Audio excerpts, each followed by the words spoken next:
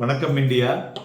இன்றைய தினம் நமது சந்தைகள் ஒரு வீழ்ச்சியை தழுவினது. கிட்டத்தட்ட 108 புள்ளிகள் குறைந்து 25,585 முடிவடைந்தது.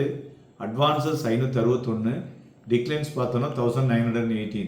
மெயினாக ஒரு ஸ்டாக் ஸ்பெசிஃபிக் ப்ரெஷரும் இருந்ததுன்னு சொல்லலாம். அதில் ரிலையன்ஸும் ஐசிஐசிஐ பேங்க்கும் ஹெச்டிஎஃப்சி பேங்க்லாம் ரிசல்ட் கொஞ்சம் சுமாராக கொடுத்ததுனால ஒரு டிசப்பாயின்மெண்ட்டில் அது எல்லாத்தையும் அடிச்சிருக்காங்க. இந்த ரிலையன்ஸ் இப்போ ஏறின ஹைலேருந்து கிட்டத்தட்ட 200 ரூபாய் இறங்கியிருக்கு.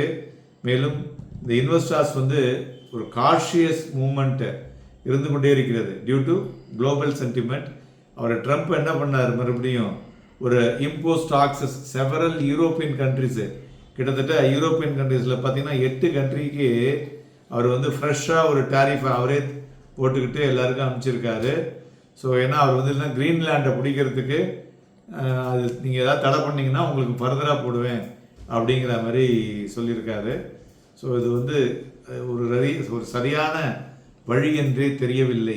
அதனால் இது எல்லாத்துக்குமே ஒரு முற்றுப்புள்ளி தான் ஆகணும். அது கூடிய விரைவில் வரும் என்று எதிர்பார்க்கலாம். அதுபோல் துறைகளை பார்க்கும்பொழுது FMCG and auto slightly buying interest இருந்தது. Realty and metal energy profit புக்கிங்கில் வீழ்ச்சி அடைந்த துறைகள் என்று சொல்லலாம். மேலும் பிராடர் மார்க்கெட்டை பொறுத்தவரை mid cap 100 down by 0.37, small cap drop by around 1%. So அதனால் பிராடர் மார்க்கெட்லேயும் ஒரு செல்லிங் ப்ரெஷரை பார்க்க முடிஞ்சது பியாண்ட் ஃப்ரண்ட் லைன் இண்டைசஸில். அதேமாதிரி அட்வான்சஸ் 521, டிக்ளைன்ஸ் 190 பார்க்கும்பொழுது மார்க்கெட்டினுடைய பிரெத்தும் பார்த்தோன்னா வீக்காக இருக்கிறதை பார்க்க முடிகிறது. மேலும் இண்டிவிஜுவல் ஸ்டாக்ஸை பொறுத்தவரை பார்த்தோம்னா இண்டிகோ, டெக் மஹேந்திரா, இந்துஸ்தான் லீவர், கோட்டக் பேங்க், பஜாஜ் ஃபைனான்ஸ் ஒரு பையிங் காணப்பட்டது. மறுபுறம் Wipro, Reliance, Tata motor passenger vehicle, Max Healthcare, Eternal இவையெல்லாம் ப்ராஃபிட் புக்கிங்கில் வீழ்ச்சி அடைந்த பங்குகள் அப்படின்னு சொல்லலாம்.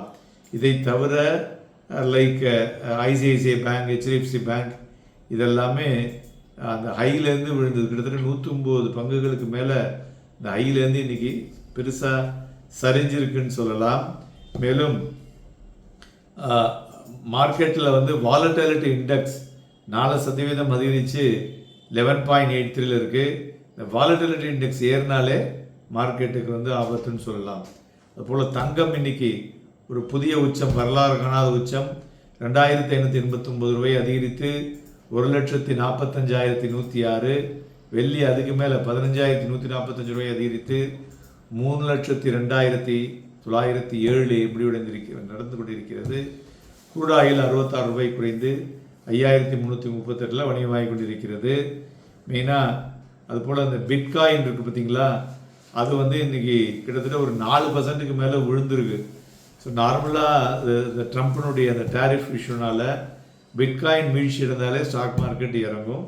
மேலும் ஃபிஸ்கல் கன்சாலிடேஷன் இந்த பட்ஜெட்டில் இருக்குன்னு எதிர்பார்க்கப்படுகிறது. ஸோ அதனால் அது இருந்ததுன்னா மார்க்கெட்டுக்கு ஒரு பெட்டர் மூவ், ஒரு ரிலீஃப் கொடுக்கக்கூடிய வாய்ப்புகள் இருக்கும் என்று எதிர்பார்க்கலாம்.